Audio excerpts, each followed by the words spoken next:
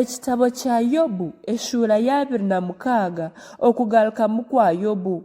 Bwanyuma Yobu yagarukamu ati, ensi wamanya kwera otiine bushoborozi, omukono gutiine maani wamanya kugujuna, otiine bwenje wamanya kumwabura kandi wagamba ebigambo bingi ebirimu kumanya okuhikire.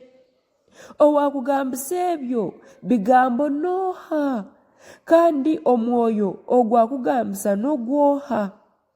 Abafiire nibatetebera ahansi y'amaizi hamwe n'ebituurayo. Okuzimu eri omu maisho ga Ruhanga ejwire busha, kandi n'owanyamuteza taine ky'okweshweka. Akabamba obukizi bwa bumosho omu mwanya kwonka, n'ensi yagihanika ahari busha.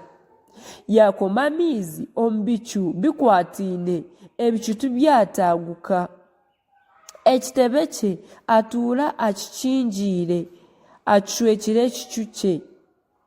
Amaizi agateeraho obugarukiro aho omushana n'omwirima byatanira. Emyomyo z'iguru zitetema zitangarira okuhana kwe. Ahabwo obushoborozi bwe acureeza enyanja, n'ahabwo obwengye bwe akacumita Rahabu. Omwisyo gwe gureetere eiguru ensya nungi, n'omukono gwe agucumitise ekijoka ekiri kuhunga. Reeba, ebyo nibyo, konka nootwa aha rubaju omu mitwarize ye. Kandi n'ebitumuhuriraho ni bikye munonga nk'okugambira n'omukutu, konka okuhinda kw'obushoborozi bwe nooha orikubaasa kwetegereza.